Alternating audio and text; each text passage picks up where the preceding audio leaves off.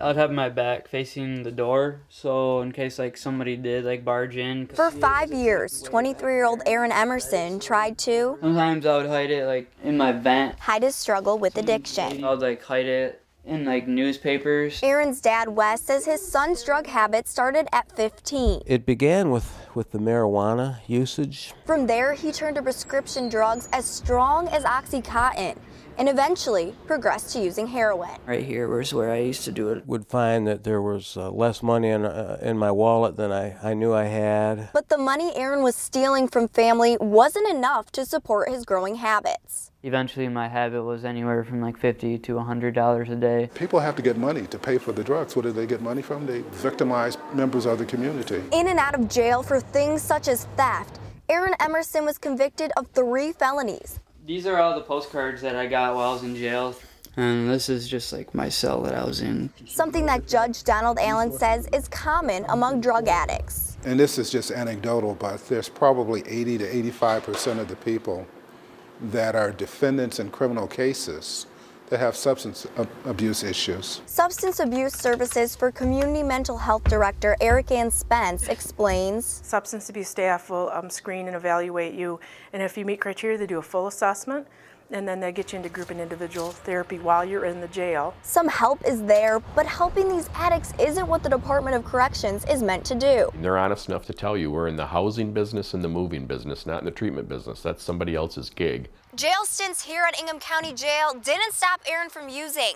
In fact, he overdosed upon release. If you do a lot in overdose, you just wake up in the hospital. Phil Pavona is the director of Families Against Narcotics. He lost his son to a heroin overdose shortly after being released from jail. We did not know that they're most at risk within the first 24 to 72 hours of coming out of jail and or out of rehab. Dr. Deb Smith, owner of Wellness INX, a peer recovery program, explains that when you overdose, it's like anything else. You stop breathing. Your heart stops. You go into respiratory failure. You just slow down. Clock out. For those who survive an overdose, recovery may not be on their agenda.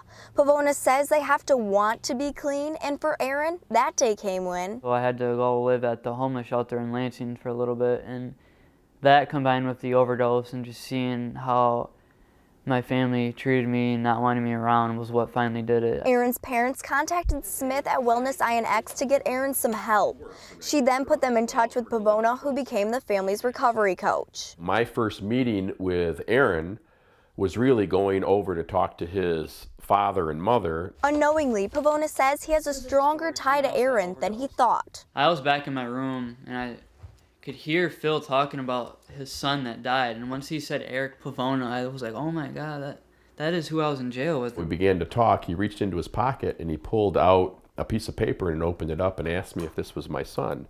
And it was our son's obituary. And I said, you know, you've kept this all this time? And he goes, yeah, it really had an effect on me. An instant connection. And he said, you know, I'm kind of sick of being sick. And so his recovery began. You have to individualize your plan based on the client and their family life. Pavona describes what he calls the family recovery plan. Part of the program is not just for you, it's for your parents. They're used to sleeping with their eyes and ears open all night. In order to bring peace into the household, Pavona's program sets restrictions. Restrictions on your cell phone, curfews, I mean, all these other things that a typical 21, 22-year-old kid really doesn't want to have. I had to go through Facebook and block all my friends, and I changed my phone number. Pavona says sobriety is the main focus for the first 3 months. Not a job, not school. We're interested in them getting hooked into the community and being around other people who are trying to stay clean. 18 months later, and Aaron Emerson is still sober. He is enrolled at Lansing Community College working for a degree in journalism and is currently freelancing for a local paper. I never thought that I would be writing for a decent community newspaper in Mason. So I just trust God that he has something for me in my future. You know, I remember his dad telling me that he had already written his obituary. And it's like having a son back from the dead, literally. I have my son back, the real Aaron. For Focal Point, I'm Amanda Chodnicki.